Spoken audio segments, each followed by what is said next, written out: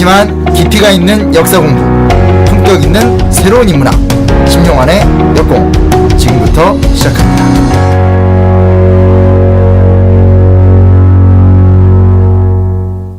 자, 진짜 역사 가짜 역사 31번째 시간. 드디어 책이 나왔죠. 역사 무식자도 쉽게 맥을 잡는 단박의 한국사. 책이 나온 기념과 함께 또 책이 잘 팔리는 기념과 함께 하실 분. 함께 하실 분이 아니라 책을 쓰신 분. 역사계 심쿵 쌤. 네, 안녕하세요. 심용환입니다. 예, 한자로는 심궁비기. 심공사. 자, 그리고 여기 인사 말씀에 이렇게 소개했어요. 서문에. 정봉주를 간단하게 언급했어. 막연히 기대하던 바를 가능하게 해준 정봉주. 이게 정말 좋은 말이잖아요. 좋은 말이지. 근데 이제 우리 최강욱 변호사는 뭐라고 언급했냐면 이 책을 팟캐스트 진짜 역사 가짜 역사로 풀어내는데 큰 도움을 주시는. 이런 게 써있었구나. 그럼요. 예. 빅 헬프를 기부하시는. 예. 사실이죠. 멀짭 최강욱입니다. 예. 근데 내가 이렇게 오늘 이제 방송 준비하면서 보면서 우리한테 준 원고와 이게 틀린가, 얼마나 이게 편집을 하면서 마사지를 했는가 봤더니 거의 하나도 틀리는 게 없더라고. 틀리다는 건 디퍼런트를 말씀하신 거죠? 그렇죠. 다른 거, 다르다. 성규정까지 문자 보냈고. 내용이 틀렸다는 줄 알고 나는 지금. 다르다, 틀리다를 구분 못 한다고 이제 문성근 선배까지 나타났어. 조선일보 논조가 틀려졌다 그러니까 그걸 예를 들면서 조선일보 논조가 달라졌다. 네. 다른 사람이 그럴 때는 개무시했었는데 성균형이 막 한 10줄 정도 썼어. 예를 들면서. 그 내가 뭐라 답변한 줄 알아요? 네. 그렇죠. 애정어린 시민의 날개가 없었으면 공도사님은 계속. 그래서 여기 이걸 보면 네. 우리 한 준 원고와 이 여기에 이 책으로 편집된 것과 다를 줄 알았더니 다른 게 하나도 없더라고. 네. 뭐 수정을 조금씩 했죠. 예. 이제 예쁜 그림이 많이 들어갔고 그러니까. 우리가 보던 것보다. 그렇죠. 그래서 오늘 우리가 할 부분은 3.1운동 마침내 새 역사를 열다. 네. 책으로 18강 309쪽입니다. 309쪽. 이거 구체해야 되니까 이상하다 이거. 재밌지? 더 재밌지? 309쪽. 왜냐하면 우리가 지난번에 15강까지 끝냈는데 16, 17강은 공업, 상업에 관한 거기 때문에 건너뛰었어요. 왜냐하면 3.1운동까지 이게 쭉 간 다음에 역으로 가야지 재밌어. 예. 자, 책은 어때요? 반응이. 책이 반응이 좋습니다. 반응이 좋아요? 네. 예. 내자마자 이제 저는 이게 책이 너무 돈 들어오는 소리가 쫙쫙 들려? 기다렸기 때문에 그냥 당일날 나오자마자 갔는데 그 당일날 그냥 제가 페이스북에 공유했는데 바로 판매가 또 이제 패친들께서 사주시고 그리고 이제 그 이후에 이제 또 방송 연휴 나가고 이러면서 그냥 쭉쭉 지금 상한가를 치고 있어서 좀 놀랐어요. 그래서 그러니까 아니, 종이도 좋고 그림도 좋고 종이가 진짜 좋아요. 예, 그리고 막판에 보면 지난번에 말씀드렸지만 심쿵 비기. 그래서 이게 마음이 화살이 돼요. 바위를 뚫는 신비의 경지. 아니 그러니까 나하고 방송하면서 어디 뻥치고 구라 날리는 건 다 배워갖고. 맞아요. 그러니까 여기 이게 뭐야? 어디 출판사 어디지? 위즈덤 하우스. 심영환의 정치 성향을 그대로 드러내주는 디자인이에요. 전부 새누리당 색깔이야. 표지 심쿵 비기. 그러면 이거 보수 진영 사람들 사야 돼. 완전 새누리당 새빨개. 근데 우리 집사람 디자이너 아니에요. 네. 그 전에 우리 여기 두 가지 안 왔을 때 내가 안 보여드렸거든. 오늘 책 딱 보더니 잘 예쁘네 딱 그러더라고. 그게 at a first glance 첫인상에 첫눈에 이게 좋아야 돼. 맞아요. 좋네 딱 그러더라고. 그래서 나는 사실 이거 빨간 거 했는데 그때 최변이 검은 거 추천했잖아요. 회색. 그래서 내가 뭐 이런 거 갖고 의견 충돌이 있을 게 뭐가 있냐. 그래서 나 가만히 있었거든. 근데 빨간 게 더 좋았어. 회색이 좋다고 그랬잖아요. 썼잖아. 그랬어요? 뭘 슬그머니. 최변이 회색이 좋다 그래서 그냥 묻어간다고. 자, 3.1운동 마침내 새 역사를 열다. 네, 오늘이 되게 중요한 거고요. 때마침 요즘에 건국절 논쟁 같은 것도 있는데 그 시점에 어떻게 또 저희가 3.1운동을 다룰 수 있게 돼서 뭐가 그래도 참 이렇게 딱딱 시대 흐름하고 맞춰서 예. 방송할 수 있다는 게 되게 영광스러운 것 같아요. 그래서 오늘하고 다음 주에는 3.1운동과 관련된 이야기들에 대해서 이제 전반적인 이야기, 좀 깊이 있는 이야기를 함께 좀 나눠보고자 시간을 준비했습니다. 예. 아무튼 이렇게 책으로 나오니까 가슴이 뭉클하고요. 얘기를 시작해 볼까요? 예. 네. 그 3.1운동이 이제 우리 역사에서 가장 좀 중요한 사건입니다. 그래서 그 요즘에 건국절 갖고 논란이 되고도 있지만, 그러니까 1차부터 9차까지 헌법을 보면 다 이제 3.1운동을 바탕으로 이렇게 다 나오거든요. 그래서 그게 박정희 대통령이 됐건 전두환 대통령이 됐건 소위 말하는 우리 역사의 독재의 암울한 시간대도 다 3.1운동을 한민족의 어떤 민족사의 가장 좀 중요한 사건을 규정을 하고 있기 때문에 그 어떤 것보다 좀 오늘 얘기 좀 자세하게 해보는 게 좋을 것 같아요. 그래서 그 좀 진정한 의미에서의 한민족이 탄생했는데 그 이전에 우리 민족이 어떻게 흘러왔는가에 대해서 좀 한번 하나하나 좀 잡아보고 3.1운동 이야기로 들어가면 좋을 것 같아요. 그러니까 이제 뭐 민족이라는 단어를 갖고 언제 나왔냐에 대한 조금 논란이 있지만 전반적인 그냥 우리 역사를 살펴보면 삼국통일의 시점이 가장 좀 결정적인 시작이었고 통상 이제 고려 중기 이후부터 이제 한민족이 어느 정도 세팅이 되고 조선왕조를 통해서 확실하게 다른 민족들과 구분되는 어떤 민족적 정체성을 지녔다. 이게 좀 기본적인 얘기가 될 수 있겠죠. 그러니까 이게 아무것도 아닌 것 같지만 우리가 한민족 하면서 사실 우리 민족의 정체성과 우리 민족의 뿌리가 언제부터 형성되었는가라고 하는 것을 잘 모르고 대체로 사람들이 한민족 하게 되면 5,000년 유구한 역사를 갖고 있는 단군서부터 우리 역사가 된 것 같지만 사실 한민족이라고 하는 이 뿌리가 만들어지는 것은 비로소 조선시대에 들어와서. 네. 굉장히 오랜 형성의 과정이 있었던 거죠. 그러면서 이제 세팅이 되었다라고 좀 볼 수가 그렇죠. 있죠. 그런 것도 사실 사람들이 잘 몰라요, 어찌 보면. 아, 그게 진짜로 모르는 부분의 하나죠. 그러니까 요새는 나라들이 다 국경선이 명확하고 민족국가라는 개념이 현대에 와서는 완전히 정착된 개념이다 보니까 우리 집 사람도 집에서 역사책 같은 거 볼 때마다 맨날 헷갈리는 게 그거예요. 그러니까 옛날에 예를 들어서 독일이 프로이센 나오고 오스트리아 헝가리 제국 나오고 신성로마 제국 나오고 막 이러면 우리가 그냥 볼 때는 지도책에 나오는 지도로 보면 신성로마 제국은 다 하나거든. 그렇잖아요. 근데 내부적으로 보면 사실은 그건 나라도 아니잖아. 다 쪼개져 있는. 그냥 그 영지를 갖고 있는 사람들의 결합체일 뿐인데 근데 그거를 지도책으로만 보면 우리는 현재 국경선을 생각하고 사람들이 다 그냥 그렇죠. 현재 개념으로. 기본적으로 민족을 떠올린단 말이에요. 그리고 그게 이제 독일의 과거를 거슬러 가보면 그런 게 있다 이렇게 되니까 그러면 우리나라 이제 고려 삼국시대 이런 식으로 사람들이 생각하는 거야. 근데 그러면 오스트리아하고 독일은 왜 통일을 안 하냐? 그거 왜 다른 나라냐? 그렇죠. 이렇게 막 생각을 한단 말이죠. 진짜 헷갈려요. 정말로 헷갈리는 부분이에요, 이거. 맞아요. 그리고 이런 게 헷갈려 버리니까 그 저기 뭐 환단고기 이런 얘기도 사실은 그 민족 개념 헷갈리기 때문에 나오는 얘기잖아. 거기서부터 내려가 가지고 쫙 수메르 문명에서 다 우리가 장악했다라고 하는 게. 그러니까 오늘의 관점으로 볼 수 없는 게 우리가 옛날에 이제 우스갯소리로 그 신라 고구려 백제가 삼국이 나눠져서 전쟁할 때 보면은 지금처럼 국경선 개념이 없었잖아요. 그러니까 그렇죠. 본인이 백제 사람인지 신라 사람인지도 모르고 살았다는 그 경계선에서는. 그렇죠. 그냥 어느 날 그 징집대고 가보면 백제에서 싸우고 있고 또 그다음 한 몇 개월 있다 가보면 신라 가서 징집대고 싸우고 있고. 그런 경계선을 만들어놔도 몰랐던 거 아니에요. 그렇죠. 국가 개념이 없었고 민족 개념도 없었던. 그 백성의 입장에서는 누가 나한테 와서 삥을 뜯어가느냐. 그것만 중요한 것이고. 삥 뜯어가는 놈이 너는 내 말하자면 백성이다. 신민이다. 이렇게 하는 거니까. 그렇죠. 그지?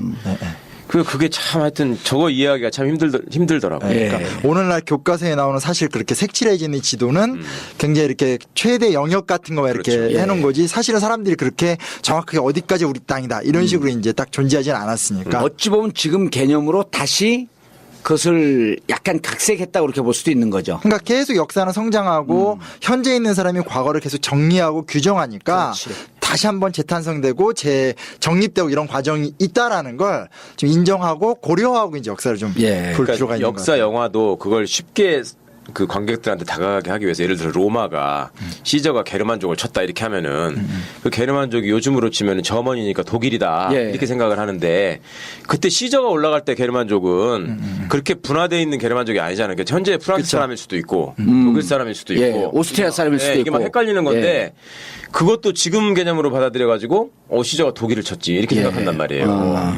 이게 참 그러니까 이거죠. 유럽사를 공부하면 그리스 로마부터 배우잖아요. 예. 그리고 그다음에 이제 중세 근대로 오는데 그러면 가만히 생각해 보면 오늘날 독일 땅에 있었던 사람들은 과거 로마 제국 영내가 아니거든요. 근데 독일 사람들은 자신들의 고대를 얘기할 때 그리스 로마를 얘기하거든요. 그럼 이게 딱딱 내려오는 게 아니잖아요. 근데 또 웃긴 게 우리나라 한중일 같은 경우는 중국은 중국대로 고대, 중세, 근대가 있고 예. 우리도 일본도 각각 별도로 있기 때문에 국가마다 나라마다 다 좀 차이가 있다라는 거 그리고 그거를 받아들이는 방식의 차이도 있다라는 거에 대해서는 염두에만 두면 이것저것 독일은 유럽이라도 되니까 로마를 얘기하지. 저 리비아 이런 데서도 로마 얘기하잖아. 우리 옛날에 로마였다고 하면서. 그렇죠, 그렇죠. 그거는 아주 엊그저께 나 재밌는 일이 있었어요. 우리 막내가 중학교 1학년인데요. 예. 자기 친구가 수업 시간에 선생님이 로마 얘기를 했대. 그 로마가 무슨 나라에 있느냐. 그래서 이제 이탈리아라고 자기가 이렇게 쪽지시험 비슷한 거에 답을 썼더니 친구들이 막 웃더래 옆에서 로마가 무슨 이탈리아냐고. 그래서 얘가 깜짝 놀래가지고 내가 큰 실수를 했나 싶어갖고 어리둥절해가지고 있는데 야 그리스 로마시라도 너는 모르냐. 로마는 그리스다.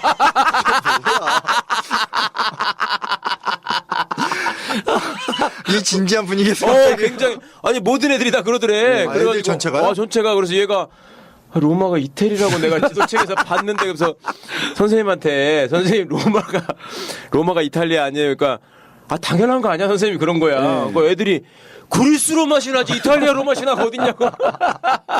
충분히 그럴 수 있죠.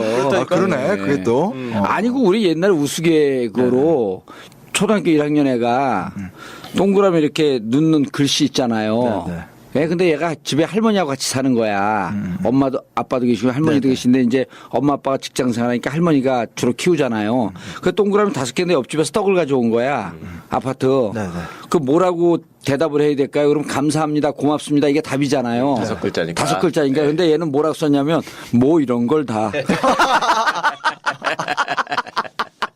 진짜 웃긴다. 할머니하고 잘하니까 할머니가 뭘 이런 걸 다. 근데 이제 그 얘기도 좀 중요한. 그게 일종의 문화의 산물이죠, 저게. 근데 진짜 그건 생각하지 못했고. 근데 사실은 이제 그것도 그러니까 아예 틀린 얘기는 아닌 게 이게 이제 우리는 영토로 오늘 우리가 옛날 고구려 백제 신라가 오늘 우리나라 땅이니까 그러니까 이제 오늘 현대 이탈리아가 옛날 로마랑 똑같다고 얘기하지만 사실 또 그게 또 똑같지 않은 게 고대 문명은 또 끝나고 현대 이탈리아는 또 이제 아주 복잡한 유럽의 중세랑 역사 속에 만들어진 새로운 나라이기 때문에 또 똑같다고 또 얘기할 수 없는 부분도 있긴 있거든요. 그래서 이걸 지금 어떻게 다 이해하게 할 수는 없고 시켜드릴 수는 없고 어쨌든 우리 한민족이라고 하는 개념이 정립이 된 건 좀 굉장히 오랜 역사적 과정 속에서 사실 조선 시대는 돼야지 정확하게 좀 얘기를 할 수 있을 것 같아요. 그래서 그런 역동성을 거쳐왔다는 걸 인정하는 정도만 얘기가 돼도 괜찮지 않을까. 왜냐하면 간단한 게 있어요. 단군 신화가 그 역사서라고 할 수 있는데 처음 들어간 게 이제 제가 책에는 안 써놨는데 이제 그 고려 후기의 삼국유사하고 제왕운기라는 책이에요. 근데 그게 고려 후기거든요. 몽골의 침략 속에서 현실에선 몽골을 이길 수가 없으니까 정신승리. 그죠. 정신승리. 우리는 어디서 왔는가. 우리의 정체성을 보자라고 하면서 막 신화를 수집하고 해보니까 우리가 단군 때부터 쭉 내려온 어떤 역사성을 갖고 있다. 그런 게 계속 이제 정립이 돼서 왔던 거기 때문에 그러니까 그런 어떤 우리가 생각하는 자연스러운 고조선부터 조선까지 과정이라는 것에 대한 어떤 이론론적인 거죠. 쭉 내려오는 계보를 만든 게 아무리 빨리 땡겨도 고려 후기거든요. 그래서 그런 것도 한때는 시험에 잘 나왔는데 요새는 안 나오겠죠, 이제. 그 단군 신화가 등장하는 책 해가지고. 일연의 삼국유사 이승유의 제왕운기 이거잖아. 진짜 그러니까 어느 순간부터 이 심쿵비기가 아니라 뭐 최강비. 아니 우리가 그 전에 이제 문제가 됐을 때 2000년대 초반에 동북공정 갖고 중국하고 붙었잖아요. 그러니까 그 고대 역사를 자기들 현대적 관점에서 더 유리하게 그렇죠. 우리 역사적 근원을 너네가 공유하고 있었고 우리 땅이 여기까지였었다라고 하는 건 끊임없이 논쟁거리 아니에요. 그렇죠. 해결이 안 나는. 그러면서 누가 그때 당시 역사를 더 우리의 주체성과 정체성에 맞춰서 끌어가려고 하는 거냐. 근데 이제 그 과도하게 하게 되면 왜곡이라고 붙는 거고. 그렇죠. 그러면서도 주장을 하면서 그때는 국가 간 개념, 민족적 개념이라는 게 사실 별로 없었을 때 아니야. 그렇죠. 그리고 이제 우리가 비로소 근데 인상적인 게 조선시대에 들어와서 밀란 주도자들이 다른 나라를 세우겠다는 주장을 하진 않았다 그때. 비로소 나라로서의 개념이 민족으로서의 개념이 형성되기 시작한 거다. 네. 이게 아주 인상적이더라고요. 예. 이런 표현이. 왜냐하면 고려 중기만 돼도 예. 뭐 신라부흥운동, 뭐 이렇게 뭐 백제부흥운동, 고구려부흥운동 같이 이런 나라를 세우겠다. 왜냐면 이게 아무것도 아닌 것 같지만 후삼국 시대라고 얘기하잖아요. 예. 궁의 견원. 통일신라가 된 지 250년이 지났는데 200여 년이 지났는데 다시 사람들이 잊지 않고 왜냐면 견훤이 그 이제 삼국사에 같은 데 나오잖아요. 그 백제 원래 이 사람이 상중과 경상북도 사람이거든요. 사람이야. 근데 그 사람이 이제 전라도로 가가지고 전라도에서 의자왕에 내가 복수를 하겠다라고 200년이 넘었는데 그 얘기를 하는데 확 사랑이 붙고 궁예도 비슷한 아젠다를 제시했는데 이게 되는 거 보면 여전히 어떤 그런 좀 그러니까 오늘 우리가 생각하는 식의 어떤 단일한 개념이라고 말하기엔 좀 다른 어떤 맥락이 좀 있다라고 볼 수 있죠. 아니 예전에 삼국시대 사람들이 서로 단어가 말이 달랐다 그러잖아. 네, 언어가 다르죠. 네, 언어가 다르고 그나마 이제 말이 통일된 게 통일신라가 되면서 소위 이제 언어도 그때 이제 의사소통이 잘 안 됐다는 거예요. 예. 지금의 사투리 개념이 아니라 훨씬 더 다른. 완전히 다른 말을 썼다는 건데 물론 이제 그게 조금 진한 사투리 정도 돼서 뭐 경계 쪽에 있는 사람들이 통했겠지만 그게 하여튼 안 맞는다는 얘기는 내가 옛날에 학교 다닐 때도 배웠거든요. 그럼 그때 당시 만약 우리가 그때 당시 태어났으면 신라에 살면서 백제어 학원, 백제어를 가르치는 학원이야. 그거 하시려고요? 백제에 있으면 신라어 학원. 아니 그럴 수밖에 없는 것이 옛날에는 무슨 교통통신이 발달한 그렇죠. 것도 아니고요. 다 떨어져 갖고 사는데 그 말이 같아야 될 이유가 없지. 그러니까 이제 뭐 김유신의 발언 같은 거 보면 사만이 일가다 이런 말도 나오긴 하거든요. 그러니까 어느 정도는 중국이나 다른 좀 민족들과 우리가 조금 구분해서 구분은 되는데 그렇다고 해서 이게 확실하게 우리는 하나니까 통일 전쟁을 하겠다 또 이렇게 말하기에는 이게 또 그렇게 단순하게 얘기할 수 없는. 그랬다라면 김춘추가 뭐 어디에 뭐 외를 찾아가거나 어디 강나라를 끌어들일 리가 없잖아요. 예. 알겠습니다. 그래서 그런 데 대한 오해는 약간 좀 거둬야 될. 그러니까 이게 무슨 뭐 우리 민족의 자부심을 떨어뜨리는 얘기가 아니라 좀 조금은 열린 마음으로 이런 건 좀 바라봐야 될 것 같아요. 역사의 흐름이 그러하다 이런 거죠. 그렇죠. 저 이 대목에서 옛날부터 궁금했던 게 하나 있는데 네. 고조선을 왜 긴장하잖아. 물어보지 마. 옛 꽃자를 써가지고 뭐만 하면 긴장하고 이러니까 점점 이쪽은 대통령이 돼가고 저는 언제나 심쿵밖에 안 되는 거예요 이게 지금. 왜? 대통령 500개 중에 하나 있더만 내가 찾아봤더니 500개 댓글 중에 최강욱 대통령 하나 있더라고. 그걸 또 이제 질투하셔서 또 하나 아니지. 있다 그러니까 아무리 찾아봐도 없는가 한 3일을 뒤져봤네. 근데 법무부 장관은 많아요. 그거는 당연히 할 거니까. 아니 질문 좀 합시다. 조선이라는 말을 예를 들어서 그 이성계가 명나라에 올릴 때도요. 네네. 옛날부터 우리 동네는 조선이라고 불려왔다 이렇게 얘기를 하고 그렇죠. 실제로 고조선이라는 나라가 조선이잖아요. 네. 그때 이름은. 그러니까 고자는 임의로 붙인 거죠. 그렇지. 그 구분하기 위해서 붙인 거죠. 예. 고구려하고 고려는 어때요? 그거는 고구려가 예. 장수왕 때 평양으로 천도를 하잖아요. 그때 장수왕이 고려로 국호를 바꾼 거예요. 원래는 고구려였는데. 원래 고구려였는데. 그래서 헷갈렸구나. 네. 그리고 그 구려가 이건 이제 뭐 그래 맨 처음에 구려였잖아. 네, 구려고 그게 구루라고 해서 성을 잘 쌓는다 정도로 추정을 하고 있어요. 그러니까 이렇게 워낙 이제 성을 잘 쌓는 전법이 탁월해서 이게 다 사실 중국에서 붙이는 말들이 많은데 이제 그 저기에 가면 성을 잘 쌓아서 우리가 침략해도 잘 막는 놈들이 있다. 네, 그게 이제 정확하게 알 수는 없지만 어느 시점에 고구려라는 이제 국호가 됐고 구자를 빼고 고려라고 해서 장수왕 때 국호로 고구려에서 고려로 바꾼 거죠. 근데 이제 학교에서는 그렇게 하면 헷갈리니까 그냥 이제 고구려하고 이제 그 다음에 이제 왕건 때 고려로 이제 붙이게 되는 거죠. 그러니까 왕건이 고려라는 말을 썼다라는 거는 우리가 분명히 고구려를 계승했다. 그렇죠. 네, 또 발해도 사실 발해 왕들이 스스로 이렇게 발해라고 부른 적이 없거든요. 그 일본에 남아있는 외교문서를 보면 다 나 고려 국왕은 이렇게 나와 있어요. 그러니까 계승 의지가 이렇게 연결되는 게 입증이 되죠. 근데 발해도 고려고 고려도 고려고. 그리고 자기 국서에다 그렇게 쓴 거잖아. 그리고 고구려도 고려고. 네. 그러니까 이제 그게 헷갈렸어요. 그러니까 맨 처음에는요 고구려가 옛 구자 있잖아요. 구정 신정할 때. 그 말일 거라고 제가 어릴 때 생각을 했어요. 고조선이 옛 고자니까. 근데 보니까 쳐들어가서 보니까 아니야. 그게 옛 고자가 아니야. 고구려 구자는. 그리고 역사책을 보면 원래 구려였는데 고자를 붙여갖고 고구려라고 했다. 맞아요. 그러다가 또 중국의 책을 보면 어디는 고구려라고 나오고 뒤에 보면 또 고려라고 나오고 막 이렇게 이래갖고 역시 우리 역사 선생님 만나서 오늘 하나 풀렸네. 그 또 하나 있었어요. 그 아름다울 여자 있잖아. 방송 전에 미리 얘기라도 해주지. 그러니까 생방으로. 모르면 편집하면 돼. 그러니까 그거를 어떤 분이 왜 그 나라 이름으로 부를 때는 리라고 해야 된다. 제가 앞 얘기 못 들었어요. 뭐라고. 고구려 고려할 때 아름다울 아름다울 여자잖아 마지막 자가. 그거를 나라 이름으로나 지명을 읽을 때는 려가 아니고 리라고 읽어야 된다. 그래서 고구려가 아니고 고구리다. 고구리. 그런 거 주장하는 분이 있었어요. 그럼 구리 씨가 그거하고 또 연관이 돼 있는데. 아니요. 그건 아니에요. 한자. 그리고 무슨 다른 뭐 지명도 한자를 잘못 읽고 있다 이런 거 주장해서 책을 한 거 쓰신 분이 있었거든. 옛날에 내 기억에. 그건 정리가 된 얘기예요. 그래갖고 우편도 막 이렇게 제시하고 그랬었어. 아, 려를 리로 읽는 네, 나라 있어요? 이름으로 할 때는 리라고 읽어야 된다. 이렇게 우편에 나온다. 예. 이런 걸 하신 게 있었거든요. 적어도 다수설로는 정착이 안 된 것 같아요. 왜냐면 그런 게 많아요. 그러니까 예를 들면 견언을 진언으로 불러야 된다. 맞아. 그것도 있지. 아니면 뭐 척준경을 탁준경이라 불러야 된다. 그런 그 주장하는 네네. 소수파들이 있네. 네네. 그러니까 퉁질한 퉁두란. 네, 그러니까 이게 오늘 우리는 그냥 이렇게 딱 하나의 세팅으로 배우지만 학자들이 연구하고 새로운 게 나오면 바뀌고 이런 것 속에서 다수설 소설을 이렇게 자연스럽게 생멸하기 때문에 또 향토학자들이 자기들 주장하는 게 좀 그 주류학자들의 내용과는 다른 게 있잖아요. 또. 네, 그러니까 그런 것들이 이제 수용이 돼서 받아들여지면 고쳐지는 건데 뭐 아무튼 뭐 그렇게 주류로 정착이 된 것 같지는 정착된 일은 않고. 아니다. 자, 책으로 돌아가죠. 책을 팔아야 예, 되니까. 아유. 네. 그래서 그 일단 몇 가지 얘기가 막 중구난방으로 나오긴 했는데요. 근데 책을 보면서 우리가 페이퍼로 받았을 때 그 준비하는 거하고 책을 보면서 준비하고 그런 거 보니까 벼랑은 이게 한 30분 이상은 보잖아요.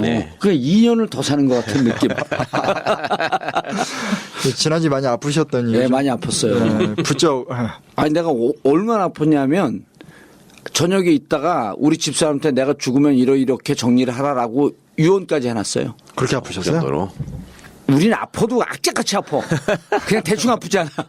아니 보통은 이제 뭐 이렇게 뭐 물어보거나 하면 바로바로 답변 그걸 주시고. 보고 있었는데 그 타자에 손을 올릴 힘이 없었어요. 그러니까 전화도 이렇게 아주 잘 받고 그러는데 전혀. 근데 책은 나왔잖아요. 그러니까 저는 이제 마음은 급해져서 이제 봉도사님은 뭔가 이게 해야 되는데 전혀 연락이 안 되니까 또 우리는 이 세상을 많이 살아갖고 그렇게 초조하다고 세상이 바뀌는 건 아니다. 아니 근데 무슨 계기도 없이 갑자기 이렇게 바람 빠지듯이 하면서 난 그렇게 아파요. 무슨 몸에 감기가 왔다 이런 게 아니고 기가 빠지는 걸 쫙 느껴 순간적으로. 그럼 앉아있다 이렇게 침대에서 푹 쓰러져갖고 오죽하면 저녁에 잠깐 앉아갖고 이 업체는 이렇게 하고 저 업체는 이렇게 하고 애들은 이렇게 하고 이렇게 하고 그러니까 집사람 앉았다가 그 얘기를 듣다가 눈물 주르륵 흘리는 거예요. 너무 심하게 아픈 걸 봤으니까. 그랬더니 한 30분 있더니 죽으면 같이 따라 죽을 거야 그런 거 의미 없어 그러더라고. 그러니까 느낌상 바쁘신 느낌이 아니어서 제가 다시 문자도 안 드렸어요. 계속 보고 있었다니까 그걸 이렇게 앉아갖고 그러다 이제 침대 가서 누워 있다가 아니 의원 생활 할 때는 그런 일이 없으셨을 거 아니에요. 한 번 아프면 며칠 동안 연락 안 되면 죽도록 아파요. 그때도 그러셨다고요? 의원 생활 할 때도? 근데 이제 나이가 좀 있는 게 이렇게 심하게 아프진 않았는데 근데 그때도 아프면은 좌우지간 이러다가 생활 못하는 거 아닌가라고 하는 위기감은 늘 들어. 그러다가 그러면 되살아날 때는? 서로 살아나죠. 갑자기 또 기운이 넘쳐요? 팍 솟지 않고 서서히 올라오죠. 올라올 때는? 설마 팍 쏟을 수는 없죠 사람인데. 아니 갈 때 확 간다니까. 근데 쏟을 때도 확. 이 힘이 빠질 때 그냥 좀 쉬어야 되는데 힘이 빠진 게 체력이 떨어서 힘이 빠진다고 생각을 하고 운동을 또 2배로 해버려. 그러니까 그러시면 안 되는 것 같아요. 그러면서 더 가는 거지. 연세도 있으신데. 맞아. 20km 타던 자전거를 벼랑을 40km를 타고. 그러니까. 이를 악물고. 나이는 못 속이는 거예요. 어쨌건. 그러니까 어쩔 수가 없어요. 그게. 이게 나이 탓이요. 하여튼 조심하세요. 여기 책 나왔는데. 하여튼 그래서 그 몇 가지 좀 짚어드릴 거는요. 내가 책 못 팔아 먹을까봐 저거 좋아하네. 아니 저는 그때 막 엄청 열심히 이제 막 하는데. 아니 얼른 책 파세요 빨리. 아니 지금 묶여 있잖아요. 예. 많이 팔리면 저만 이득되는 게 아니잖아요. 같이 함께. 예? 코끼리 비스켓이라고 혹시 아세요? 구석기 시대는 제가 이게 좀 정확하게 말씀드릴게요. 구석기 시대 때는 이동 생활이기 때문에 그걸 민족이라 할 수가 없어요. 그러니까 그냥 구석기 시대 때는 만주 한반도로 사람들이 왔다 갔다 한 거. 그러니까 그거를 우리 민족의 계보라고 얘기할 수는 없다라는 거고요. 신석기 시대 때도 완전한 정착이라고 얘기할 수가 없어요. 워낙 이동이 세요. 이 유동성이 세고요. 왜냐하면 한 지역에서 좋은 생활 여건을 찾았고 계속 가는 거죠. 그렇죠. 생산이 잘 안 되니까 또 설령 어느 정도의 군락이 만들어져도 생활한 뭐 이번처럼 날씨 너무 더워지거나 하면 아예 그 일대의 족속이 상 날아갈 수도 있기 때문에 신석기 구석기 연결시키는 좀 문제가 있고요. 그리고 동이족 예맥족 같은 용어들도 요즘에 막 동이족이 우리 민족이다 이렇게 막 얘기하는데요. 그게 다 중국 측에서 이렇게 자기들과 다른 애들을 규정해 나가는 용어들이기 때문에 정확하게 입증되는 족속들이 아니에요. 그냥 동쪽에 있는 이족 그러니까 이제 오랑캐들 뭐저 북쪽에 있는 잘 모르는 예종 맥족. 예종 맥족이 무슨 뜻이냐면 더럽다, 오소리, 너구리 이런 뜻이에요.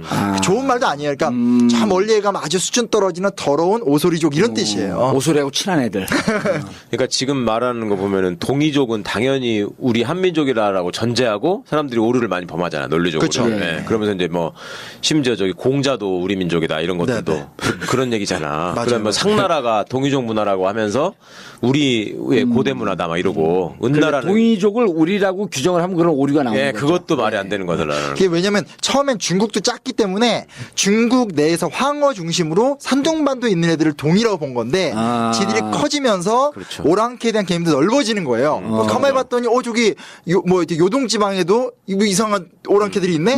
저 북쪽에도 있네. 이러면서 그걸 이제 하나하나 규정해 나간 건데 역으로 이제 우리나라 사람들은 봐봐. 요것도 산둥도 우리고 그렇지. 요것도 우리고 요것도 우리니까 우리가 한때 뭐 중국의 어마어마한 양이 먹었다느니. 다 우리다. 중국 애들이 본 오랑캐라고 하는 정확한 규정은 뭐예요? 그러니까 원래 중국이라고 하는 것이 예. 그것도 이제 지금의 중국 영토는 예.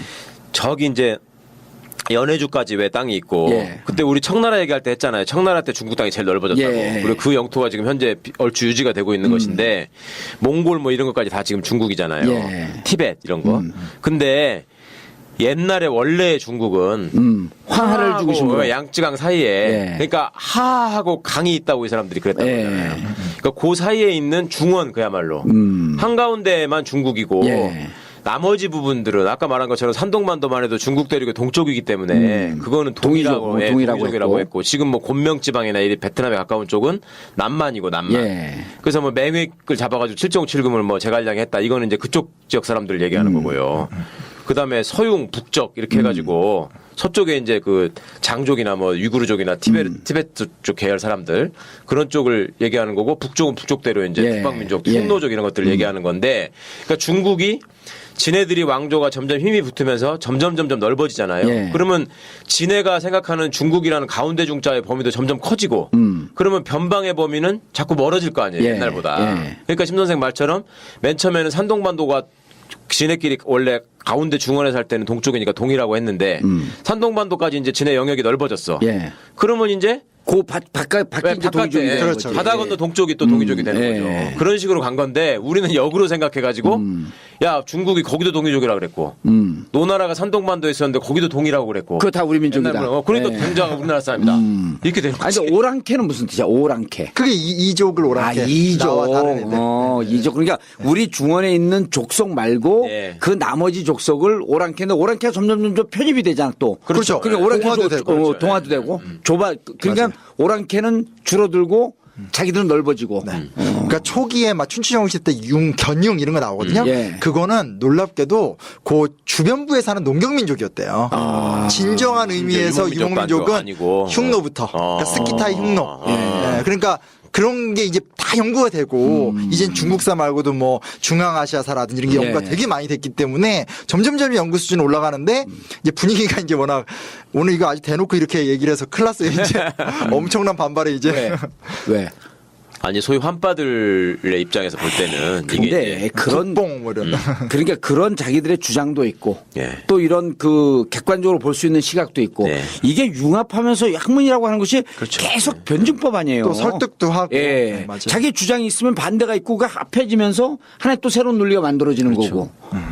그 빠들은 신경 쓰지 마세요. 요즘 그 더민주당도 또 빠 때문에 또 한바탕 소란이 일고 있는데. 무슨 봐요? 예? 뭐 무슨 문빠 노빠 그것 때문에 또 뭐 하호영은 맥이 빠졌고 여기 출연을 못하겠다. 하도 기사 쓸 때마다 욕을 먹어대니까. 맞아. 아니 그런 관점도 있다 이렇게 받아들여주면 되는 거거든. 저 마음이 안타깝더라고요. 예.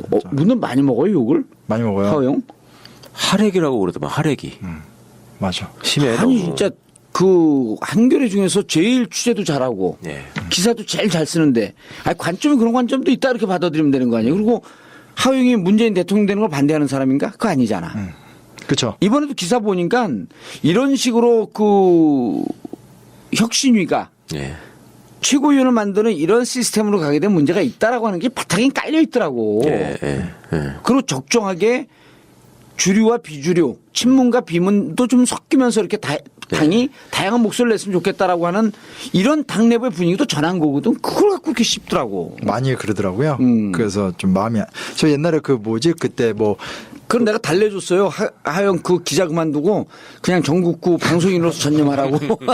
왜 결론이 그렇게 가요? 너무 맥이 빠져 있더라고. 예. 그러니까 정권 교체 열망 또 뭐 노무현 대통령에 대한 그리움 뭐 이명박이나 박근혜에 대한 적개심 때문에 그런 생각하시는 것까지는 이해가 가는데 그리고 이제 소위 비주류라고 칭해지는 사람들이 했던 분탕질 또 국민의당 때문에 또 뭐 상실감 뭐 이런 것들이 합쳐진 것까지는 이해를 하지만 아니 민주주의 국가라고 하는 것이 다양성 속에서 힘을 끌어내는 건데 그냥 내 생각하고 안 맞으면 전부 다 나쁜 놈이다 이렇게 돼버리니까. 그리고 하 기자님이 그때 국민의당 쪽을 아주 집요하게 얘기를 하셨는데 결국 딱 실현이 됐잖아요. 저는 되게 놀랬거든요. 그래서 이렇게 일관되게 얘기하는 기자님 취재도 잘하지. 그리고 진짜 우리 더민주를 지지하면서 정권 교체를 바라는 사람을 그렇게 똑같다고 비유하는 건 아니지만 단일 목소리 내는 집단은 박근혜 친박 쪽이에요. 네, 오히려. 그 정치 세력은 단일 목소리가 나오면 안 되는 거예요. 그 국민의당 나간 사람, 당으로 간 사람도 워낙 분탕질해갖고 그거에 대한 트라우마가 있어서 그러는데 제가 방금 그랬죠. 변증법이라니까요. 삶은 정반합. 하호영 안 됐어. 그만두고 이제 전국구에나 몰두해야지. 마지막 얘기하고 역사 얘기하세요 얼른. 하호영 걱정하지 말고. 하여튼 기자님 걱정하는 게 아니라 마지막 말이 무서워서 나한테는 한겨레 기자님 당신이 하고 싶었는데 하호영 끌어들이니까 배 아파서 그러지. 그런가요? 이제 조선이 되게 중요하다는 얘기를 하는 이유는요. 우리 이거 되게 상식적인 얘기인데 경복궁 쪽으로 서 있다고 생각하고 이제 왼쪽 안국동 쪽으로 방향으로 가면 이제 종묘가 있고 오른쪽으로 가면 이제 사직단이 있거든요. 그게 되게 의미가 있어요. 그러니까 경복궁은 이제 조선의 왕실의 정궁이고 종묘는 이씨 왕조의 분향단인 거고 드디어 오른쪽에 이제 사직단. 그게 이제 뭐냐면 단군에게 제사를 지내는 공간이거든요. 그러니까 뭐냐면 그래서 종묘 사직이라는 표현이 나온 거예요. 네네네. 그러니까 이 조선이 되게 중요한 게 뭐냐면 단순하게 국가를 세우는 것만이 아니라 우리 민족사 전체를 이제 좀 종합적으로 정리하고 세팅 지어주는 기간이었고 그래서 그렇기 때문에 이제 사직단을 또 만들어놨다. 그걸 좀 우리가 좀 놓치지 않았으면. 난 우리 진각하면서 인상적이었던 게 그때 이제 뭐 이렇게 사극 드라마 보면은 그 왜곡된 겁니다. 왕하고 1대1로 무슨 사관하고 뭐 이렇게 앉아갖고 얘기하고 그런 게 그러면서 그때 무슨 얘기를 했냐면 최변이 얘기했나요? 신쿵 선생님이 얘기했나? 왕이 1대1로 앉는 것도 금지되어 있다. 적어도 2명 이상의 신하와 앉아갖고 얘기를 하면서 바로 그런 것이 조선이 500년 유지할 수 있었던 힘이다. 그게 균형이고 민주주의고 소통이었거든요. 지금 사람들이 그런 걸 배워야 돼요. 그렇죠. 1대1로 내 목소리가 일관되게 가는 이런 게 아니고 그냥 조선을 그렇게 표현할 때 어느 나라 역사도 500년 유지된 역사가 잘 없잖아요. 하나의 나라가. 그게 무척 인상적이었더라고. 그러니까 조선의 민주주의가 살아있었던 거야. 그 정도전이라는 사람이 대단한 사람인 거죠. 그 나라의 기틀을 설계를 하고. 그러니까. 그다음에 이제 그 종묘사직이나 이런 것들이 또 이제 동서남북에 문을 두고 뭐 이렇게 하는 게 중국의 소위 왕도를 구성하는 원리잖아요. 옛날에 이제 왜 서안이라는 중국의 시안 도시를 가보면 지금도 그 성벽이 사각형으로 딱 있어가지고 그 위로 이렇게 택시도 다니고 자전거도 타고 다니고 그런다대. 그러니까 그게 이제. 안 가보셨어요, 시안? 못 가봤어요. 정상적 중국은 평지에다가 딱 도시를 가서 네모나게 딱 만들고 거기다가 이제 아까 말한 것처럼 전궁을 한가운데다 두고 전궁으로 통하는 우리나라 이제 그 세종로처럼 주작대로라고 한가운데를 팍 뚫는 이게 넓은 길이 있고요. 그렇죠. 이제 황제만 다닐 수 있는 길이 있는 것이고 한가운데. 그리고 이제 종묘사직이 오른쪽 왼쪽에 있는 거고. 그 얘네들이 말하는 사직단이라고 하는 거는 옛날 이제 그 곡식신 무슨 조상신 이런 것들을 이제 다 말하는 거잖아요. 황제, 신농 뭐 이런 신화, 귀씨 이런 사람들까지 해서. 근데 이제 그런 개념이 동아시아의 사상을 중국이 주도를 하다 보니까 그런 식으로 계속 관념적으로는 있어 왔는데 우리나라의 도시들은 평지가 이렇게 넓지 않기 때문에 우리는 되게 산세를 이렇게 중시하면서 자연스럽게 도시 설계를 한다는 거예요. 옛날부터 보면. 그게 이제 되게 장점이라고 하는 건데 정도전이라는 사람이 중국의 어떤 그 정통성을 생각하면서 동양의 유고적 원리에 맞게 도시 설계를 하면서도 중국은 네모 반듯한 도시를 생각했는데 정도전은 그렇게 하지 않았다는 거지. 그러니까 한국에 맞게 대충 이렇게 방향을 딱 정하고 그다음에 원칙은 크게 벗어나지 않는 범위에서 변형을 했단 말이에요, 사람이. 그러니까 그런 게 나는 되게 배워야 될 것 같아요. 그러니까 모든 것들을 딱 그냥 환단고기가 무조건 다 맞는 것이고 나머지는 다 친일사학이야 이렇게 할 게 아니고 무조건 문재인만 야당의 정통이고 조금만 삐꾸가 나면은 저것들은 다 비주류고 국민의당 아류들이야 이렇게 생각할 게 아니고 그때 그 시대가 새로운 시대에 맞게 새로운 시대를 설계하고 거기에 맞는 또 그 접속시켜서 받아들일 수 있는 사상이 있으면 그걸 또 적용해서 변형시키고 그렇죠. 이런 것들이 기틀이 돼가지고 나라가 성장하고 아까 말한 것처럼 500년 유지가 되고 이러는 거지. 아니 그럼 뭐 정도전 지금 화장 땅을 왜 종묘사직이 정확하게 왜 정서 정동이 아니야? 왜 한 줄로 안 맞아? 이렇게 따지기 시작하면 그러니까 그 정도전이 이방원 이래로 계속 역적이었잖아. 그렇죠. 나라가 정한 공식적인 역적이었는데 뒤에 가면 복권이 되잖아요. 나 그것도 정말 대단하다고. 400년 만인가 그렇게 되잖아요. 고종 때. 몇 년 만에 그러면은? 큰 500년 만이죠, 뭐. 큰 500년 만이죠. 그러니까 그 조선 역사의 힘이야 그게 내가 그렇죠. 보니까. 그리고 사실은 그런 유연한 태도가 조선 중기 때부터 빠져나가니까 임진왜란 때 무력했고 사와 자기들끼리 싸우고 이러면서 약해진 거기 때문에 단일한 목소리만 내는 그렇죠. 그런 경직된 사회로 가면서 힘이 빠진 거지. 왜냐하면 또 단일해지면 정쟁 같은 거밖에 안 하거든요. 그렇죠. 유연해지면 1년인데 3년인데 이 지랄만 하고 있으니까. 그 단일 목소리가 내면 그 다음서부터 떡고물을 갖고 싸우는 거예요. 그렇죠. 예. 자기가 이 정권을 잡기 위해서. 그래서 이 맹자 공자가 뭐라 그랬냐면 군자는 의로움에서 삶의 가치를 찾고 소인은 이로움, 그렇죠. 이로움에서 삶의 가치를 찾는다. 그러니까 한 목소리를 내면 의로움은 없어지고 이로움만 남는 거예요. 맞아요. 이해타산만 남는 거예요. 그 어느 집단이야 지금. 이해 집단이라고 하는 새누리당 아니에요 그게. 그걸 보면 우리가 단일 목소리라는 게 얼마나 위험한지 알아야 되는 거야. 맞아요. 오늘 훌륭한 얘기를 내가 막 하는 것 같은데 불안하네. 책 출간과 더불어서 책이 막 팔릴 것 같아요. 이런 내용이 여기 책에 있다 그래야 돼. 있잖아요. 그럼 여기 있죠. 그래서 어디 있는지 페이지는 절대 얘기해주면 안 돼. 사서 직접 보세요. 책과 행간을 관통하는 것은. 그래서 아무튼 근데 이제 뭐 그러면서 사실은 조선왕조를 거치면서 워낙 유교 문화로 체계화가 되면서 한민족의 시스템 완성이 됐다고 보고요. 근데 이제 하나 중요한 게 뭐냐면 이제 중요한 사실은 뭐냐면 그래봤자 이 당시 민중은 백성이었다는 거죠. 그러니까 결국은 이씨 왕조의 충성을 다하고 아까 이제 변호사님 얘기해서 세금 뜯어가는 걸 통해서 내가 지배받고 있다는 걸 통해서 이제 확정되는 존재였는데 드디어 3.1운동을 통해서 자각을 한 거지 이제. 근대적 형태의 한민족이 진짜로 탄생하게 된 거죠. 한민족이 진짜 그 근대적 의미의 한민족의 탄생. 광고도 끊어 먹겠습니다. 그래서 이제 그 3.1운동, 그러니까 사실은 이거죠. 일본은 합법적 조약을 통해서 슬그머니 조선을 이렇게 삼킨 거죠. 그러니까 지금 뭐 어떤 이번에도 지금 뭐 건국절 때문에 나왔지만 뭐 어떤 뭐 영토 주권 국민을 합법적 조약을 통해서 쓱 삼켰는데 우리가 3.1운동 같은 걸 통해서 그게 아니다. 라고 정면으로 부정하면서 너네가 왕하고 협약을 맺었지만 조선의 진짜 주인은 백성이다. 그러니까요. 이걸 선언한 거 아니야. 그렇죠. 그러니까 뭐 영친왕이 있든 덕혜옹주가 있든 이제 역사의 주인공은 우리다. 라고 아주 그냥 만방에 선언했던 사건이 이제 3.1운동. 그 책에다 그걸 쓰셨죠. 만세라는 말은 원래 황제폐하 만세로 왕을 찬양하는 얘기인데 대한독립 만세를 외쳤다 그런 것 자체가 굉장히 의미 있는 것이다. 그렇죠. 엄청 의미를 갖고 있는 거죠. 그래서 아무튼 그렇고요. 그래서 이제 그럼 이제 3.1운동에 대한 오늘 이제 3.1운동까지 오기 위한 굉장히 많은 중요한 얘기를 한 것 같은데요.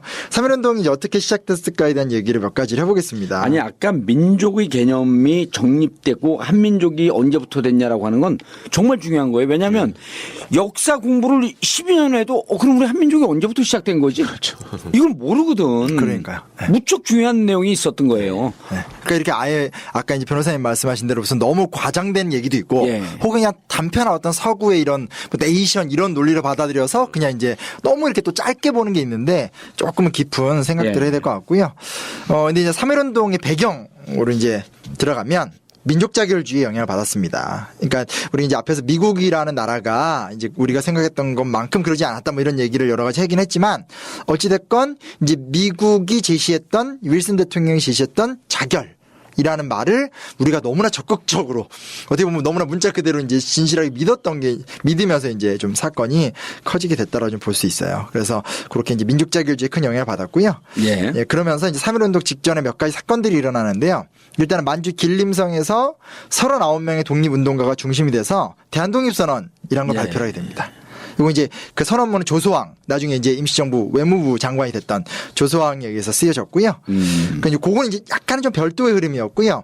가장 좀 중요했던 게 최팔룡, 송계백 등이 만들었던 이 조선청년 독립단이 주도했던 28 독립선언서. 요게 이제 도쿄에서 일본 유학생들을 중심으로 해서 이제 먼저 3.1운동 전에 딱 터지는 게 아주 좀 중요한 촉매제. 우리 역사로 국사를 배울 때도 28 독립선언을 무척 강조하죠. 그렇죠. 요건 뭐 시험에도 잘 나오고. 그래서 그 여파가 이제 사실은 3.1운동에 영향을 주고 실제로 이제 뭐 송계백이나 이런 사람들이 국내에 들어와서 당시 천도기 지도자들이 많이 만나거든요. 그래서 그렇게 영향을 줬는데 좀 아쉬운 점은 이제 28 독립선언서 썼던 사람이 이광수고 김희 독립선언서 그러니까 3.1운동 독립선언서를 썼던 사람이 최남선인데 둘 다 이제 변절을 했다라는 게 참 그 이후의 역사 속에서 좀 속상한 그런 측면이라고. 근데 그때 당시 이후에 변절한 거지만 이때 당시에는 탁월한 그 독립운동 사상을 갖고 있었던 사람. 그렇죠. 아닌가요? 아주 총명했던. 그리고 대단한 문장가들이었고. 그렇죠. 그냥 문학이 없었는데 문학을 만든 사람들이니까 뭐 대단한 인물들이었죠. 이후에는 비판받지만 어쨌든 이때는 의미 있는 활동을 한 거 아닌가요? 아, 그럼요. 그때야 진짜로 그러니까 맨 땅에 헤딩하면서 정말 새로운 세상을 그러니까 얘기한 이후에 건데. 친일파된 건 비판받아 왔다 하지만 이때까지 막 비판하고 그럴 수는 없는 거 아니야? 그죠. 이거 조선의 천재들. 그러니까 이제 포스트죠. 뭐 옛날에 그전에 무슨 서재필, 윤치호 시대가 끝나고 이제 또 새로운 똘망똘망한 애들이 나와서 하던 때니까. 이 사람들을 그 운동권에 있다가 이렇게 그 변절해서 새누리당에 간 이재호 그 김문수 이런 사람들하고 비교하면 이 사람들에 대한 모독일까? 크나큰 모독이지. 크나큰 모독이에요? 미안합니다. 모독해서 누굴 모독한 거야? 이재호 김문수를 모독한 건 아니죠. 이분들은 모독한 거지. 일단 그 지적 수준이 너무 다르죠. 너무 근데 차이나잖아요. 이게 명예훼손 이런 건 아니죠. 우리 평가니까. 아, 그럼요. 의견 역사적으로 비춰볼 때 역사적으로 비춰볼 때 그렇게 비견해 보려고 했더니 너무 수준 차이가 나더라. 그런 얘기지. 그리고 근데 어디 가서 우리 방송을 인용을 해서 나를 이광수에 비교해줬다. 나를 또 최남선에 비교했다. 그러면서 또 팔아먹는 거 아닐까? 그러니까 그 경우에 따라서 뭐 자기한테 득이 될 수도 있고. 근데 알아서 할 문제긴 한데. 알아서 네 맘대로 살아 그냥. 근데 이게 외견상으로는 그냥 비슷할지 모르겠지만. 그러니까 내용에 있어서는 클래스가 틀리다. 굳이 이 시대를 잘라서 보자고 얘기를 하셨으니까 잘라서 보지만 이 시대 때는 진짜 문학이라는 개념이 생겨날 때 문학을 만들었고 이 뭐 최남선 같은 경우는 나중에 어용 변질이 되긴 해도 어쨌건 학문의 틀 같은 것들에 대해 너무나 중요한 역할을 했기 때문에 비교할 일은 아니죠. 그리고 그랬던 사람들이 또 변절하니까 너무 또 화가 나는 거고. 속이 상하고. 그렇죠. 어쨌든 이광수, 최남선과 비교한 건 조금 미안하네 내가. 지금도 지나치게 머리가 좋은 사람들은 또 이상한 짓을 하잖아요, 한 번씩. 그러니까 그게 왜 그런 문제는 거지. 참. 이완용이도 뭐 머리가 나빠서 그랬나? 이완용이도 조선 천재의 일종이라고 했는데. 우병우도 머리가 좋아서 그런 건가요? 그렇지. 우병우 거긴 변신이 아니라 일관되지. 삶의 일관되지. 김지아 선생님 같은 분들이 조금 이렇게 이제 변신한 게 좀 충격적이었지. 너무 우리가 70년대 감당 그분의 이제 빼앗긴들에도 보면 오는가. 오죽하면 이번에 영화에도 인용이 됐더라고. 아, 그래요? 덕형주에. 그래요? 덕형주가 이제 일본 가서 한 건 역사적 사실에는 이제 그런 게 없는데 각색이 된 건데 그 빼앗긴들에도 보면 오는가 그 노래 부르면서 그 시를 읊으면서 우리가 70년대 80년대 운동을 했던 건데 그분이 확 변절하니까 막 충격이 오는 거지. 맞아요. 덕형주도 좀 너무 심하게 했더라고. 너무 심하게 그랬더라. 그거는 심하게 좀 엔간해야지 진짜. 글쎄. 아니 그런 홍주가 진짜로 있었으면 우리나라에 계속 왕정을 복구하자는 사람들이 남지. 그렇죠. 난 그래도 난 이제 그 신구 선생한테 미리 얘기 듣고 상당히 왜곡되어 있고 또 기사가 그렇게 나왔는데 막 까지는 않았어요. 다만 영화니까. 그렇죠. 영화니까. 이렇게 각색했으니까 각색한 대로 보라 하면서 역사적 사실 몇 개를 짚어줘요. 빼앗긴들에도 보면 오는가 이런 얘기는 한 적 없다. 그다음에 한글을 가르친 적도 없다. 아예 없어요. 그냥. 근데 난 그래도 이제 참고 봤어. 재미있더라고. 영화니까. 마지막에 그 한일 국교 정상을 앞두고 안경 쓰고 그 지금 대통령의 아버지인 것 같은 사람이 의장이라고 부르니까 그 양반 맞아요. 그 양반이 와갖고 덕혜옹주를 맞아요. 네. 덕혜옹주를 이제 하잖아요. 근데 그거를 역사적 사실 이 5.16 쿠데타 이런 거를 거두절미하고 그 내용만 딱 하니까 완전히 또 그 양반을 미화시켜버린 거야. 아, 영화 막판에? 예. 그쵸. 62년도에 들어오니까 이승만을 못 들어오게 했거든요. 네. 그렇죠. 못 들어오게 했는데 어쨌든 그 5.16 쿠데타 나고 난 다음에 들어왔잖아요. 그렇죠. 그러니까 그런 역할은 있었겠지만 이 전체적인 그 5.16 쿠데타와 그 이후에 18년의 역사를 그 하나로 확 미화할 수는 없는 거거든. 또 그게 그 영화에 그런 게 나오는구나. 그 장면 영화 보셨죠? 아니, 안 봤어요, 저. 안 봤어요? 네. 에이, 본 줄 알고 시키는 게. 해설이 나오는데 너무 좀 그렇더라고. 역사를 좋아하시는 분들은 많이 이제 안보물을 거부를 했죠. 너무 보고 나면 화나니까. 아이, 우린 그런 것도 다 보고 또. 응? 그런 영화니까 작품으로 그런가 보다. 좋은데 차라리 나는 의친왕을 가지고 스토리를 좀 만들어갖고. 그러니까. 근데 그것도 영신왕으로 나오니까. 그거 좀 이상해 하여튼. 이우가 중간에 그 일본에서 네. 원자 폭탄 투하 때 사망했다라고 하는 것은 역사적 사실을 맞는다 그러더라고. 네. 근데 이제 그 대목도 안 나와요. 그거는 나중에 기록으로만 쭉 이렇게 나오더라고. 아, 이거 너무. 아니, 저는 사실 내용 안 맞는 건 그렇다 치고 예. 그 문제의식이 싫었어요. 그러니까 그렇게 어떤 무슨 그 국뽕이야 전형적인 이것도. 예, 그 어떤 뭐 이렇게 지배자. 저는 인천 상륙작전도 봤어요. 영화니까 보는 거야 그냥. 대단하십니다. 정말 대단하십니다. 보는 거야. 저건 영화구나. 그러고 보는 거기 거지 성경 뭐. 말씀 읽는 예수님 리암 니슨이 오면서 이 나라를 꼭 구원하겠다 이런. 좀 오글오글 거리긴 하더라고. 아 진짜 볼까 싶어. 근데 저는 진짜 그런 식으로 이렇게 어떤 그런 망국의 지도자들을 미화시키는 게 좀 싫어요. 그 시대 차라리 어떤 고통받는 사람들의 이야기들도 자세히. 아니 근데 그 영화를 영화이기 때문에 이제 역사적 사실을 왜곡했다라고 이렇게 비판하는 거는 또 난 이렇게 봐요. 난 좀 너그럽게 보니까 우리가 광주 항쟁을 갖고 그때 당시에 조금 강조하는 측면도 있거든. 없었던 역사적 사실을 갖고 그러니까 영화니까 그냥 봐주고 근데 너무 오글거리고 국뽕 영화를 만드는 거에 대해서 조금 불만이 있긴 하지만 그래도 어쨌든 봤습니다. 악착같이. 네. 근데 그 얘기가 이어지긴 합니다. 그 3.1운동의 직접적 배경이 이제 큰 배경은 민족자결주의죠. 그러니까 민족자결주의가 막 유통이 되니까 우리나라 독립운동가나 혹은 민족의식을 가졌던 사람들이 야, 미국이 저렇게 전 세계 피압방 민족의 해방을 이야기한다. 우리가 한번 해보면 미국과 새로운 국제질서를 통해서 우리가 새로운 독립을 이룰 수 있다라는 신념이 싹 퍼지고 있던 거예요. 근데 사실 과도한 오해였죠. 그것도. 완벽한 오해죠. 완벽한 오해.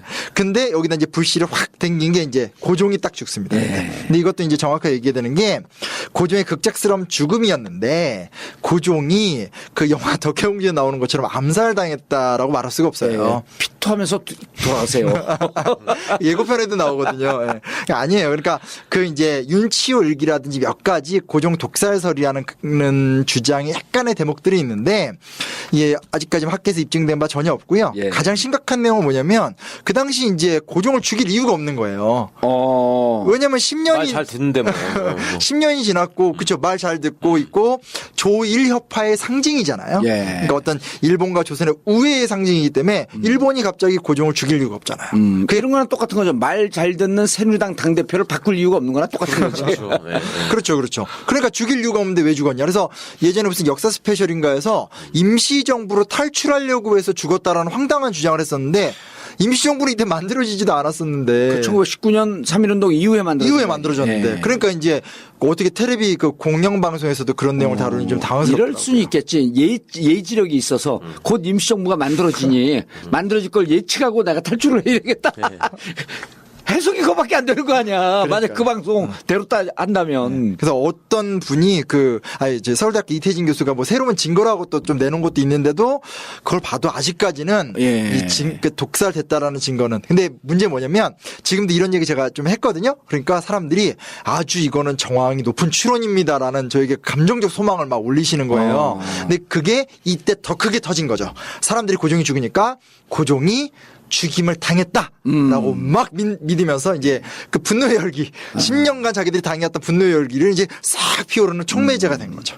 그래서 그런 어떤 고종 독살 설이 엄청난 점화점이 됐다는 거는 이제 분명한 것 같고요.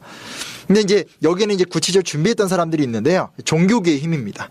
요즘에 어떤 이런 타락한 종교와 다르게 이 당시 이제 천도교와 개신교가 정말 중요한 역할을 하게 불교가 나중에 합류하도 많이 보니까. 예. 냉정히 따지면 한용운 선생님이 합류를 하면서 솔직히 체면치를 한 거죠.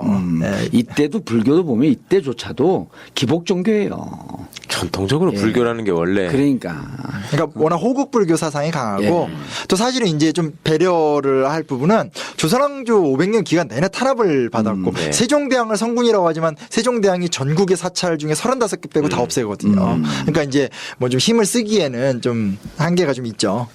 이렇게 좀 그러고 이제 아무튼 그래서 천도교에서 손병희, 뭐 건동진, 오세창, 나중에 이제 변절하는 최린 이런 사람들이 준비를 했고요. 이 천도교는 준비를 좀 뭐라 하나 중앙집권화된 구조의 특징이 강했고 이 당시 신도가 한 300만 명 정도였기 때문에 실제 천도교가 제일 많았었네. 300만. 엄청 많죠. 동학에서 내려왔으니까. 그때 봉학 망언하신 그 동학에서 이제 봉학 망언한 적 없어요. 편집했어. 없어졌어 그거. 아니에요. 있었어요?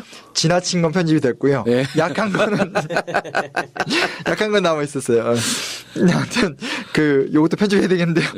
그러니까 이제 동학을 계승한 천도교가 이제 성도가 300만 정도였고요. 100만 명 정도가 실질 어떤 활동의 어떤 인원 정도로 봤어요. 그래서 좀 주도적인 준비를 했고요.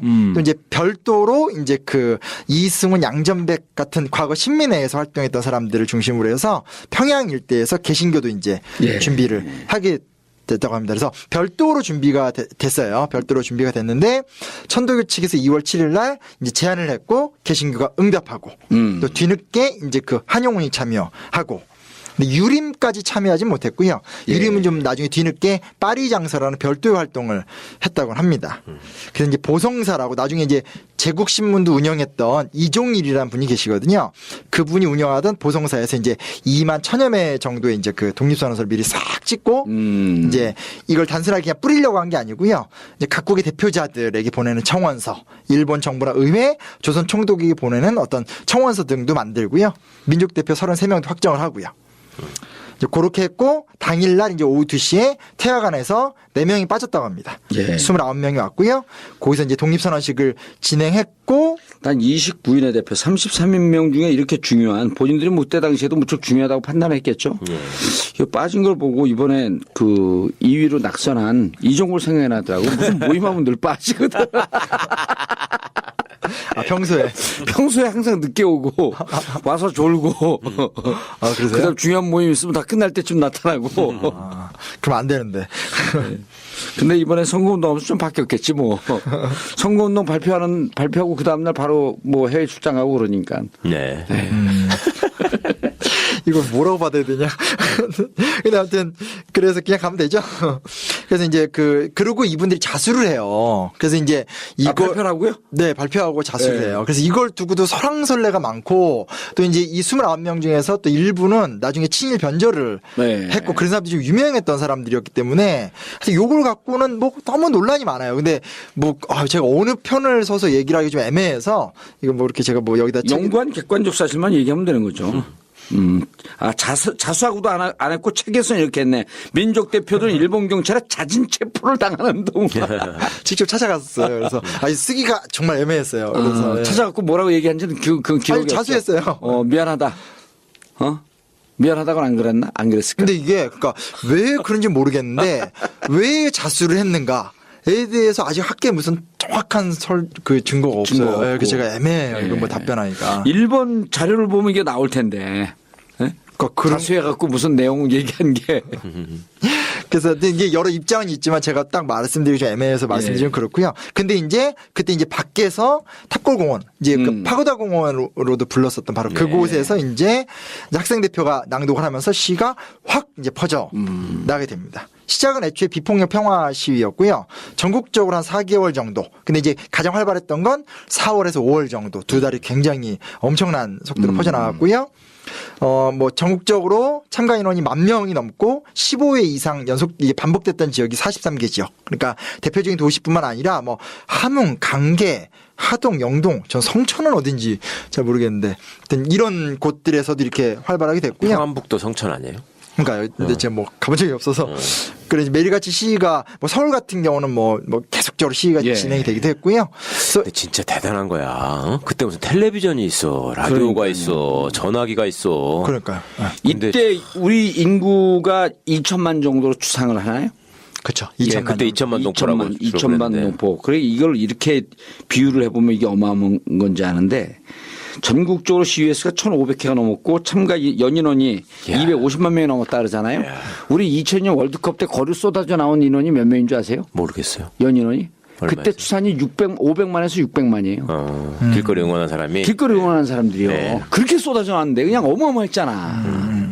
근데 그때 이때 우리 인구는 몇 명이냐면요. 5천만 명이거든요. 그렇죠.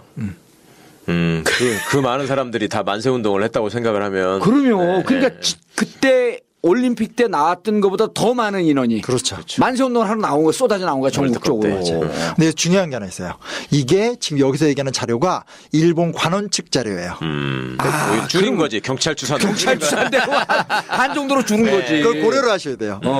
일본 측 문헌 자료를 보고 나온 자료들이에요. 2002년 우리 월드컵 길거리 응원은요 전 세계적인 이슈였었잖아요. 그렇죠. 예. 그리고 그 이후에 다른 나라들이 길거리 응원이 확 영향을 받아서 늘어난 거예요.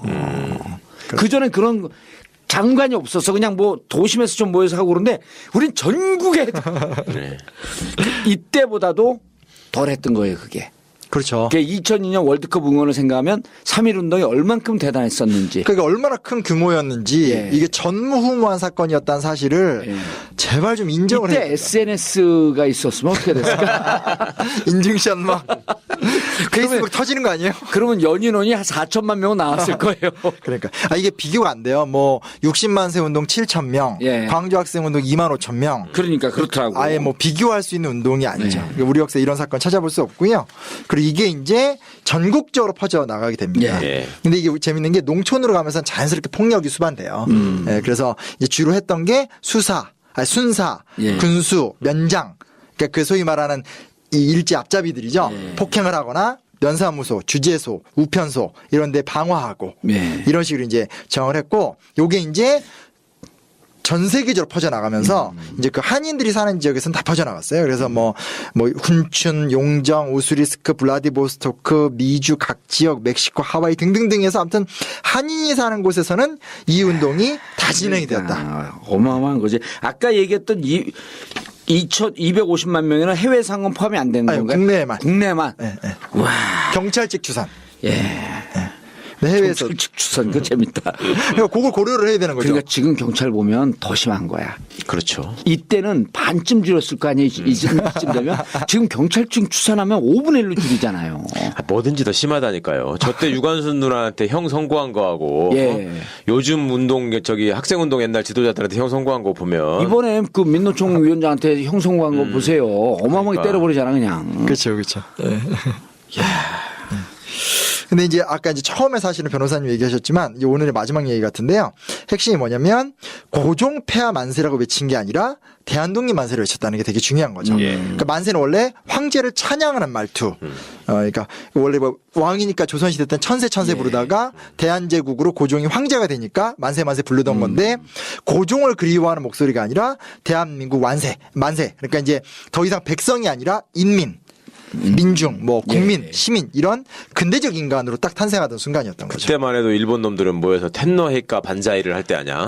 천황폐하 만세. 이게 수준이 다른 거지 정말 우리가. 그러니까요. 특별한 거죠. 진짜 이런 사건을 찾아볼 수가 없는 이 의미를 하나하나 좀 곱씹어볼 좀 필요가 있는 것 같아요. 그래서 3.1 운동으로서 비로소 이제 왕조로의 복귀가 아니라 민주공화정의 근거한 근대적 국민국가로 탄생을 의미했다. 네. 그러니까 민주주의가 시작된 거기도 해요. 그러니까 이게 난 요 대목이 참 인상적인 게 3.1 운동이 대단한 운동이다라고 하는 것만 얘기해줘 우리 교과서에서 비로소 민주적 의미를 갖고 있는 근대 국가로의 탄생이 이루어졌다. 사실 이걸 가르쳐야 되는 거거든요. 그러니까 진정한 국뽕을 극복하려면 3.1 운동은 우리나라에서 하고 하도 얘기를 많이 들으니까 그냥 늘 그런 것처럼 사람들이 받아들이는데 예를 들어서 프랑스 혁명의 도화선이 됐던 게 그 바스티유 가면 습격한 거 아닙니까? 네. 그거는 막 대단한 것처럼 생각하잖아. 그렇죠. 지금 보면 이게 그때보다 사람도 훨씬 많고 파급력도 크고 그 그때 분위기나 이런 거 볼 때 이게 훨씬 더 말하자면 의미가 깊은 것인데. 그렇죠. 그러니까 외국 사람들이 볼 때, 그러니까 예를 들어 3.1운동이 중국의 5.4운동에 영향을 미쳤다. 그러면은 우리만 해도 학교 다닐 때 에이 뭐 그냥 우리가 그렇게 얘기하는 거지 중국 사람들이 이렇게 생각하겠어 하지만 그게 아니잖아. 아니죠. 진짜로 중국 사람들이요. 조선을 보라 막 이러면서. 아니 그러니까 지난번에 얘기했지만 중국 역사에는 그 3.1운동에 영향 미쳤다는 거 없다는 거 아니에요. 중국 공식 아니. 교과서에. 교과서에 없다는 거 아니에요. 근데 5.4운동뿐만 아니라 베트남 혁명운동. 그렇죠.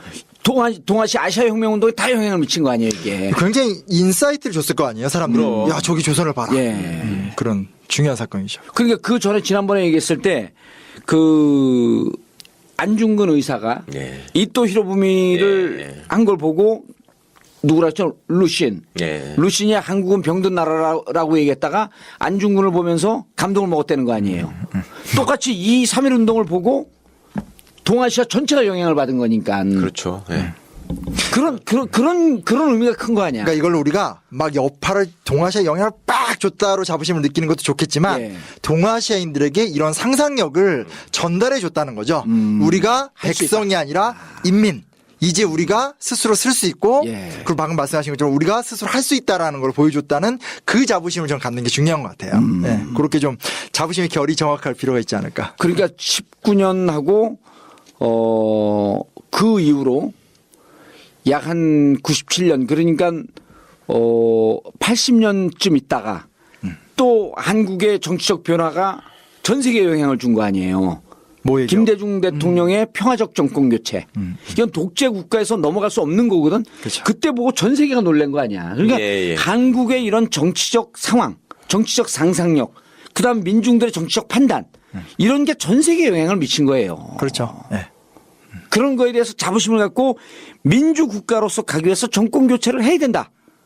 당에서 이질적인 목소리 나온 거에 대해서 박수를 보내야 된다. 아휴, 난 2022년까지 사면복권 안 되고 쭉 갈 것 같아. 아우. 쭉. 그러니까 주진우가 며칠 전에 만났는데 그러더라고. 만기 출소뿐만 아니라 만기 출소 15분을 더 지나서 나왔는데 아유, 이제 사면복권도 10년 쭉 가면 어떻게 살아요 그러더라고. 그 함의가 이건 거야. 정권 교체가 왜 어려워지는 것 같은 거야 점점 더. 네. 그러면 안 되죠. 이명박이 정권 교체를 하겠다고 그냥 그 팔걷고 나서고 자기가 정권을 만들겠다고. 그런 소리 하더라고요. 그러면 왜 그러냐면요. 우리가 다른 방송에서도 얘기할 건데 친박한테 저렇게 놔뒀다는 정권 뺏기겠다는 거예요. 정권 뺏기면 5년 동안 행복하게 살았거든. 정권 넘어가는 순간 제일 지금 낙동강 이런 데가 봐요. 녹조 라떼가 그냥 녹조 아니. 잼이에요 잼. 와 황당하던데. 예. 그럼 그거 누가 이명박 아니야 바로. 네. 이명박 정권의 이 실정 아니에요. 그냥 바로 가는 거야. 그러니까 내가 살기 위해서 정권을 반드시 찾아오겠다. 이 뒷얘기에 기름장어 얘기도 있어요 또. 예. 기름장어도 나와요. 예. 예. 기름장어와 양수겸장. 전국구 재밌게 듣겠습니다. 자, 진짜 역사, 가짜 역사. 책 출간 기념으로 한. 책 제목 얘기 다시 예. 책 제목이요? 역사 무식자도 쉽게 맥을 잡는 단박의 한국사. 단한. 예? 여기서 많이 들은 얘기죠. 단 하나의 정통 정치 파트에서 단박의 한국사. 한 단고기하고 관련이 있네 이게 한 단. 왜 이래요 지금? 나는 이게 자꾸 눈에 들어왔어. 역사 무식자하고 박하고. 난 역사 무식자인데 이거 분명 내 얘기다 그러고. 아니 박씨라니까 박씨 역사 무식자는. 역사 무식자 박씨. 자, 지금 인터넷 서점과 그리고 서점에 가면 요즘 팍팍 가장 핫한 단박의 한국사 31번째 순서 마치겠습니다. 감사합니다. 감사합니다.